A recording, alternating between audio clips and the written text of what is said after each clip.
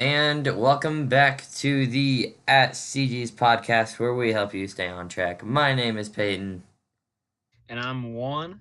and today we are finally back with another podcast. I know it's been quite a long time, but we are not together in person. We're actually chatting over Discord. Yes, sir. And if you'll notice, we got a new snazzy logo made by Jace Hunter. I'll put his link in the description. So thank you, Jace, for the new logo. So, Juan, do you want to tell them what we are doing today? So, for episode 2 of the At CG's podcast, we're going to be talking about our top 3 movies of all time. So, let's get We straight into this. Yes, all right. We figured the top three would be a good format for now. It helps very nicely to organize neat little videos for you guys. Do you want to jump into yours first? Yeah, so I'm going to get started with the only animated film on my list, All and that right. is this movie that I'm pretty sure it came out last year named Next Gen. Have you ever heard of it? Next gen. Oh, okay. I actually watched a YouTube video on this last night. Funny story. I've heard You, a little bit. Is it on Netflix? Is that what it is? I'm pretty sure it's on Netflix. That's where I watched it, and Yeah. unless they took it down, it should still be up there. Yeah. That's So, that's the robot one, right? yeah, All right. Do explain. I watched it like a few months ago, and it's a really solid movie. Like, I didn't know exactly what it was going to be about beforehand, and some of my friends had some pretty hyperbolic statements to say about it and Mm-hmm. summarizing the plot. And I would say one of them, but it seems to be a bit vulgar and or out of taste to say what they actually said. But it was Gotcha. a beautiful movie. I feel like it was relatable to when I was a kid and how I felt a lot of the time. Mm-hmm. And the animation and the pacing, like of all of it, was beautiful. The only complaint about it would be that some of the stuff is like kind of predictable, Mm-hmm. but the whole character development of the main character, the robot, and the mother was really solid throughout the film. Mm-hmm. It looked a lot like Big Hero 6, kind of. You see, the thing that is though is that with Big Hero 6, I didn't like the character development all that much since they Mm-hmm. had so many characters and it was basically impossible with the time frame to make it so that all of them would be fleshed out well enough. Mm-hmm. While with this one, you only had a few main characters and they were made out to be really well by the end of it. Yeah. Yeah. And then the storytelling was all right. Like it's kind of a generic story to say, but they made the characters interesting enough to keep me invested for the entirety of the movie. So I thought it was Mm-hmm. like a solid 9 out of 10. Ooh. And you said it's on. You saw it on Netflix. Yeah, I saw it on Netflix. All right. Well, I need to check that one out then. Okay, so since you gave an animated movie, I'll skip my one that I wrote the first about, and I'll go on to my animated movie, which is Toy Story 2. Now, what I like about Toy Story 2 is I grew up on Toy Story. Not obviously, but I mean, I had like the little dolls and stuff like that, like the action figures, like the action. Oh yeah. Um, I like that's my favorite out of the Toy Story movies. It introduced Bullseye and Jessie, like two big Toy Story characters. Iconic to say the least, yeah. Oh, yes. And there's kind of like two stories with Toy Story 2, like one where Woody just gets completely lost and ends up in Al's, little area of like Woody obsession. And then there's that other story where the rest of the toys go and try to find Woody. And it all just kind of merges well. Yeah. That blend. And then we get the Woody's Roundup song in that movie. And who doesn't love that song? I forgot Great. about that song. Oh, that was beautiful, dude. Woody's Roundup. um, Also, there's Tom Hanks. And who doesn't love Tom Hanks? So, Wait, Tom Hanks was in that? yeah, I think he's Wait, Woody. wait. Oh wait, are you serious? Yeah, Tom Hanks is Woody. How did that go over my head? Well, then again, I probably didn't realize that when I was young and watching that. But now I think I might have to go back and watch it just for that. Unless I'm remembering wrong, I'm pretty sure that yeah, Tom Hanks is Woody. So there you go. There's Oh, your little info for the day. Also, the twist of making Al the villain for a little bit and then kind of like shifting it over to the prospector. It's kind of like, oh my gosh, I didn't see that one coming. It's like not predictable, but kind of. you see, when I was a kid, I wasn't expecting that, but at the same time, I kind of want to rewatch it and see if it like still holds up for being a pretty good twist. And so it blew my mind as a kid. So I thought he was a good guy, and then halfway through, just got slapped in the face. So Yeah. Yeah, I don't know how predictable it is now, like kind of like in your boat. I haven't seen it in forever. I just know that I love that movie. So anyway, yeah. 2 was my first pick. On So second pick. hmm? On to your second On pick. second pick. All right. So my second pick for top three movies of all time was, in no specific order, it would be Pulp Fiction. Like such a good movie. And those memes that have been coming up recently over using the slides from that movie have just been killing me since I love that movie so much. Like it's a Mhm. bit vulgar, but the cinematography in it and the storytelling just keeps you, and of course the characters keep you in the movie, like really, what's the word for it? Like I was interested the entire time. Mhm. And it's unorthodox in the way that they have it ordered, since I guess it's kind of a spoiler, but having like the beginning scene also being the ending scene was like insane. Oh. And then the characters themselves, like having like all of them end up coming together, and the way that well, gosh, I'm doing a terrible job of describing. You're good. You're No, good. it's basically like three stories, if I remember correctly.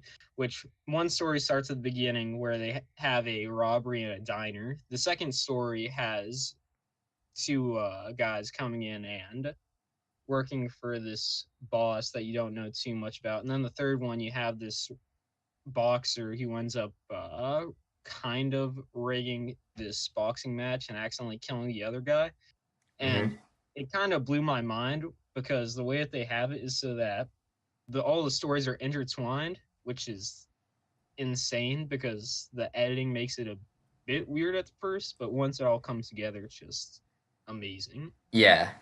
And I know I haven't seen the movie per se, just putting that out there, but I do know that there's like tons of quotable lines from Pulp Fiction. You know what they call a cheeseburger? Or no, it's a quarter pounder in France? What do they call a quarter pounder in France? Or Royale burger. And that's That entire scene had me dying. and who doesn't love Samuel Jackson? Like, he did an insanely good job in that movie. I Like, mean, I loved him as a character in that, and it was beautiful the way that he acted, and like, especially in the scene where he ends up he has a dead body in the back of his car, which I hmm won't go into the reason why because it'd be a bit of a spoiler, but he was getting ragged on by Jimmy, which was the guy who owned the house that they had to hide out for a bit until they could get the car situation sorted out. uh-huh. And the entirety of that scene was just insane. Like the chemistry between Jimmy and Jules, which was his name in the movie, was on point. And golly, dude, it was probably one of the more intense parts of the movie. And hmm I'm pretty sure, like, the first time I watched, I ended up memorizing that entire scene because of hmm how good it was. I mean, hey, that's what makes a great movie. If you can quote a movie, then it's probably good or bad. But Well, hilariously bad. Bad. yes, hilariously bad and bad.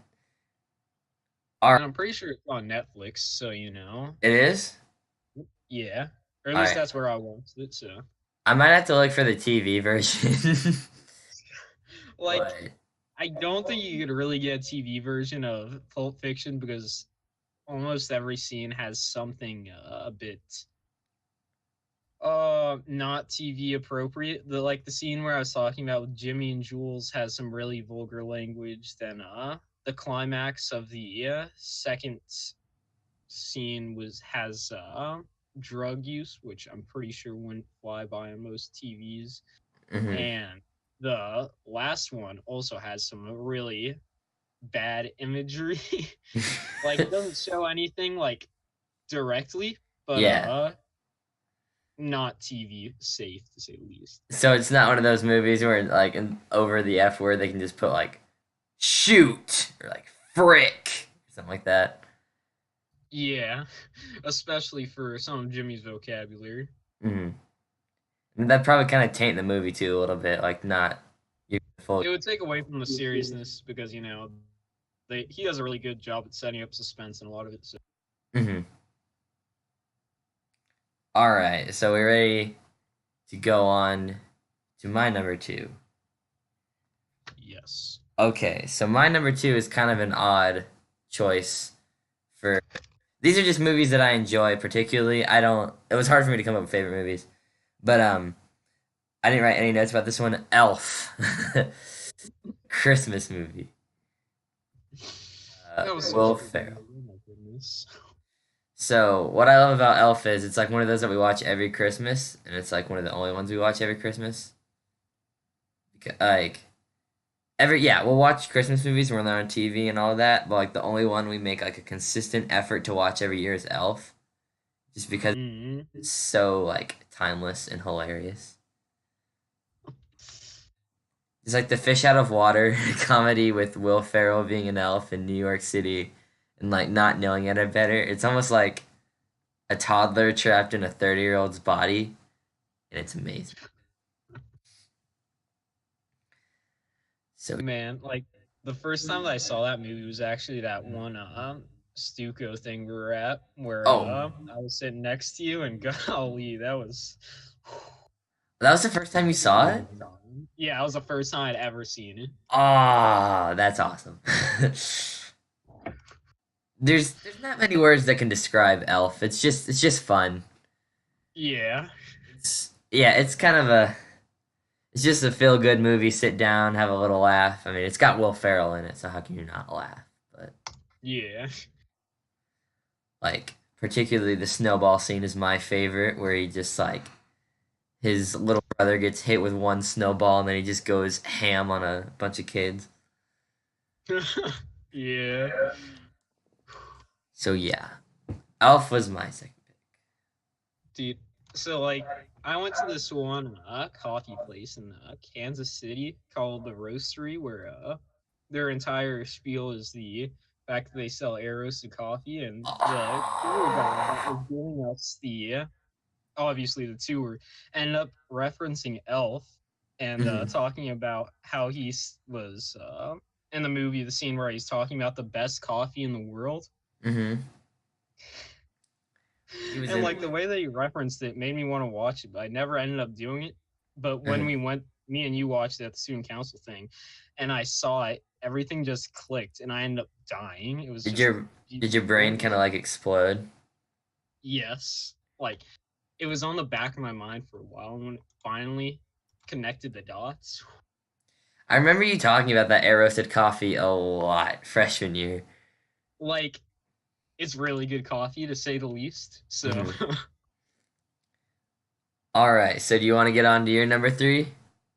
okay, on to my number three, which I'll preface this with saying that I'm kind of disappointed because they took it off of Netflix. Ah, sad day. It hurt me so much that I wanted to show my brothers, and I was like, "Hey, let's watch this really good movie that I saw." And then guess what? It wasn't on Netflix anymore. They took it off. Is it just like is it on any streaming service now, or is it just completely just poof? You see, I'm not sure since I haven't gone hard enough to try and find it. Like I could probably find it somewhere on a shady website, but it's kind of old. I think it was made in 1990, but the Hmm.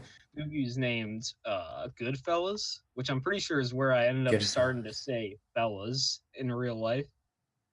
But Goodfellas. it's a character study over the main character, which at first it starts from his youth, and then it takes you out through his entire life where he ends up getting in with the Italian mafia and stuff like that. And Mm-hmm. he ends up being kind of a bad guy at the end, but you really want to cheer for him the entire way through it. And it just fleshes out the characters so well, and the pacing of all of it. Like, if I remember correctly, it's a reasonably long movie from what I Mm-hmm. can remember, 146 minutes long. And the way that they made it feel like it was like an hour, like Mm-hmm. no time gone by. Like, it was insane to say Yeah. the least. Yeah.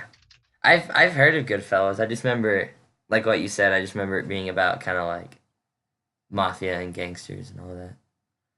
Yeah, and all the characters in it are absurdly good, and Mm-hmm. the ending, like, I don't want to say it was a bad. It felt bad for the ending, but at the same time, it's an appropriate ending for the movie.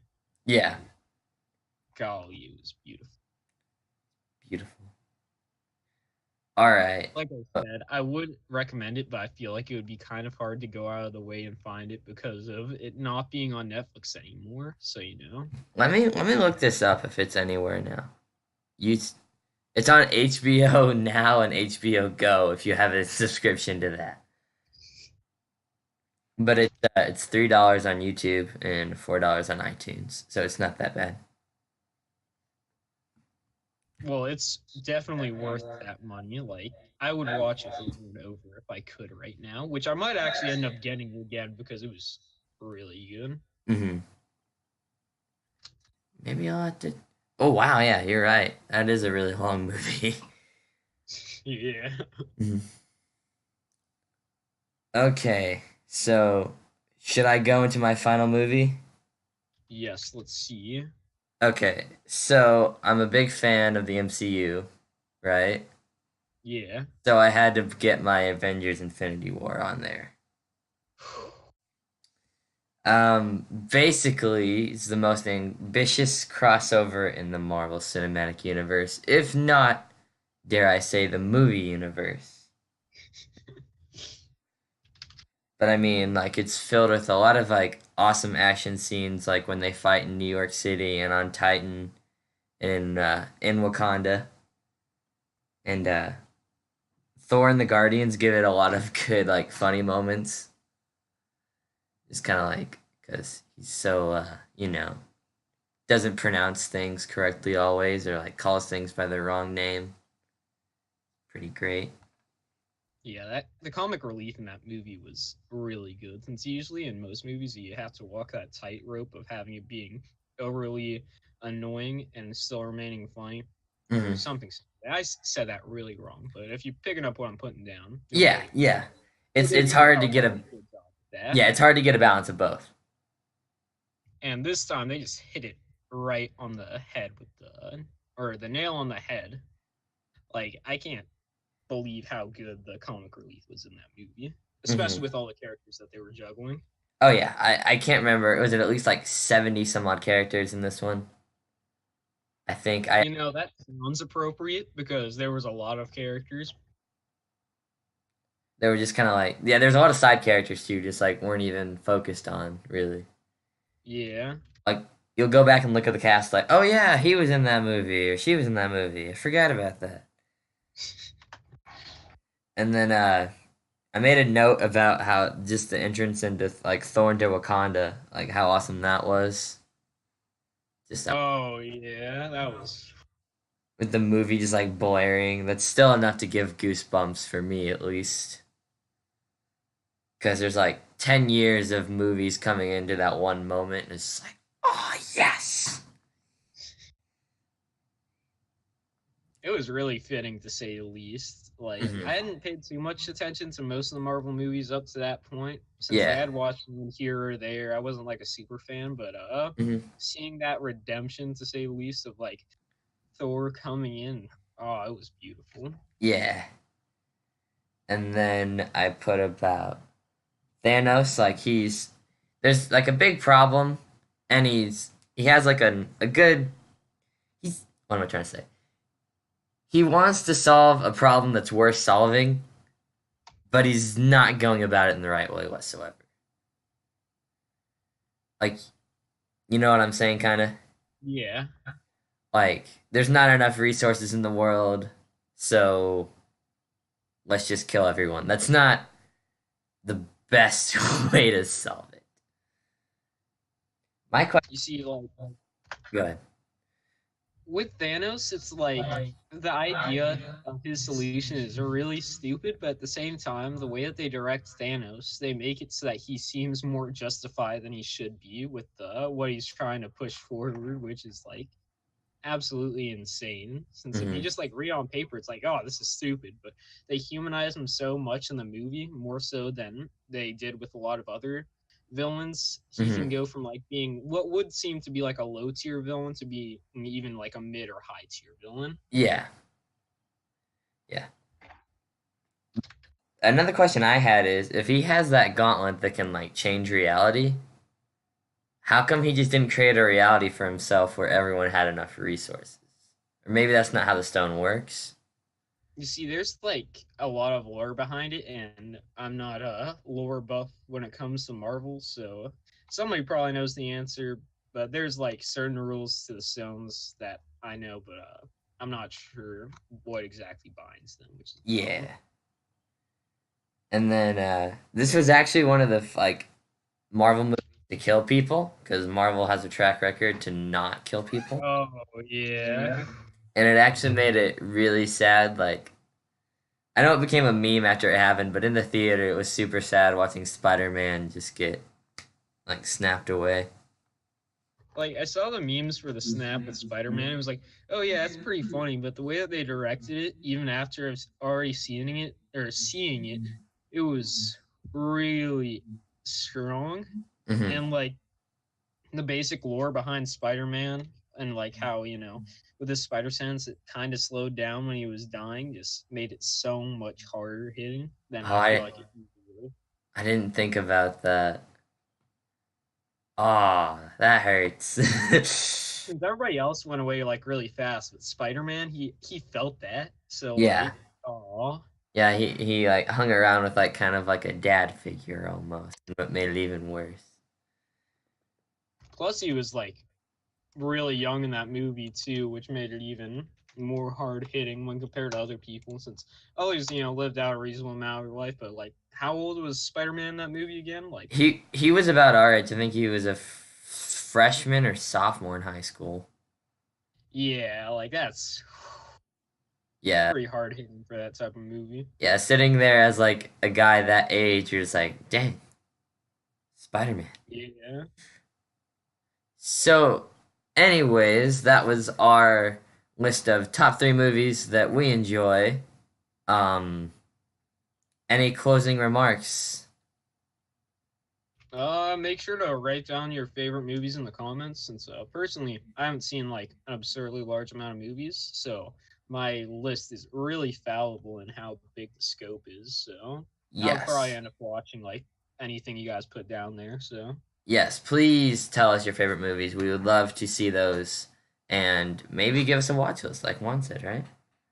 yeah, And we could even like do a segment next podcast where we talk about the movies that you sent in. yeah. Since right now it's shaping up to either be a bi-weekly or a weekly podcast, so we'll probably have more than enough time for watching it between the podcasts. Yes. Thank you to the power of the internet, we can now film podcasts on the weekends, so it's nice. Yeah, especially with my schedule basically conflicting with everything and working like Thursday, Friday, and Saturday, and only having like a break on Saturday from 3 to 5. So So this way we can crank them out real good. yeah, All right. Well, thank you for watching today's podcast. If you like what you saw, go check out our past live streams and the last podcast we did about our favorite video games. yeah, That being said, I'm Peyton, I'm one and remember to stay at yeah, where you been? at CG's. Heck yeah! See you next time.